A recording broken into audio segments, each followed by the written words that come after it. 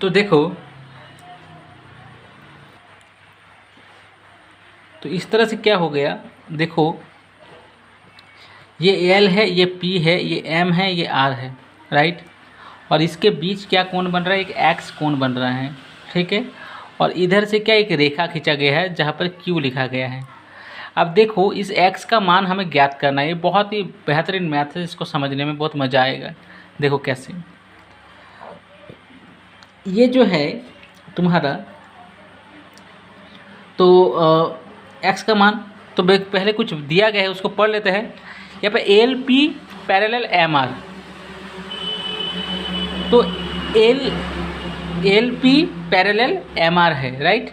मतलब ये पैरेलल ये है, और क्या है ध्यान से देखना, ये भी एक पैरेलल लाइन है, और साथ में दिया गया है ये कोण जो P है, देखो एल पी क्यू, मतलब क्या है, ये एल पी क्यू में 40 डिग्री, जो कोण रहेगा ना वो हमेशा बीच में रहेगा, देखना।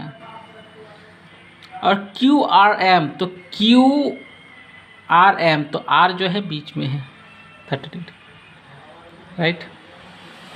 तो फाइनली ये 40 और 30 जो है ना, देखो ये x का मान प्राप्त करने के 40 30 को जोड़ दो, बस आंसर तो आप लोग को मिल जाएगा, ठीक है। मैं बना के दिखाता हूँ कैसे।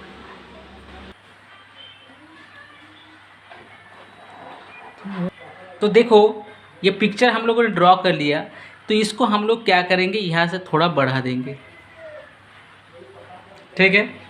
अब देखो ये जो 30 डिग्री कोण है, तो ये भी क्या हो जाएगा, ये जो कोण 30 डिग्री है तो ये भी 30 डिग्री हो गया। और ये कोण क्या है, ये एकांतर कोण है, आप लोग सिंपल लिख सकते हो यहाँ पर एकांतर कोण, क्या लिखोगे, एकांतर कोण। ये भी अगर ये 40 है तो ये भी तो 40 ही होगा ना, तो ये भी क्या हो गया, सेम टू सेम एकांतर कोण हो गया ना, एकांतर कोण।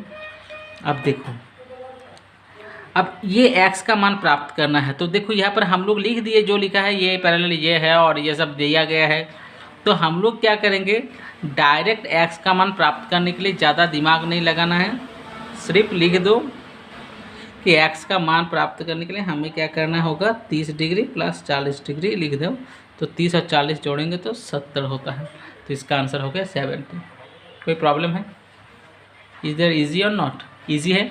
लेकिन अगर आप लिखना चाहते हो तो आप इस तरह से लिख सकते हो कि ये कोण अगर बराबर है तो आप ऐसा भी लिख सकते हो, इसको यहाँ पर एक नाम दे सकते हो, यहाँ पर लिख सकते हो, यहाँ पर एक नाम दे सकते हो, यहाँ पर एक नाम दे सकते हो एम, सॉरी इस यहाँ पर नाम क्या है, कुछ भी देख सकते हो, L M N O P Q R दे सकते हो, सॉरी आर भी है, एस देख सकते हो।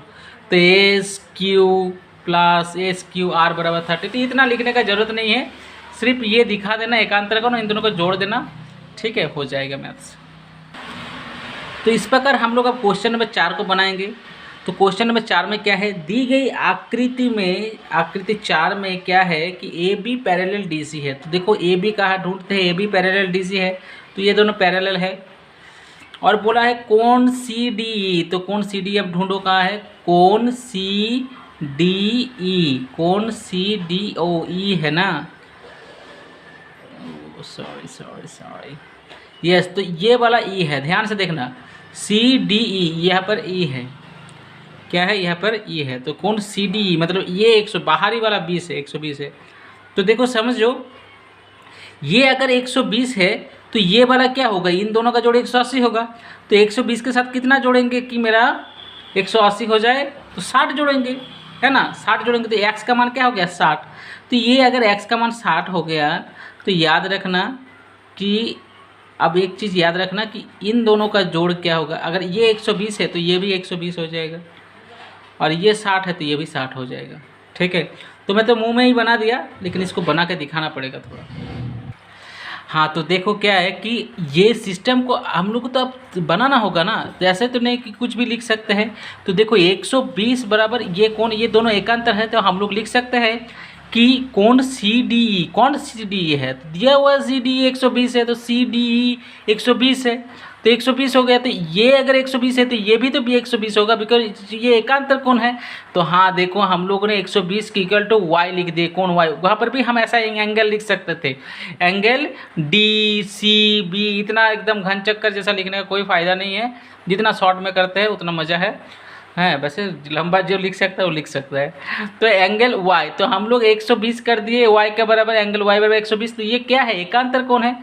देखो पैरेलल लाइन में ये सब मैथ जब बनाओगे ना, तो आपको ये देना होगा सामने जो आप जो क्या लिख रहे हो, ये क्या कोण है। आप कुछ भी तो नहीं लिख सकते हो, आपको बोलना पड़ेगा कि हाँ भाई ये एकांतर कोण है, तब जाके ये मैथ सबका सही होगा।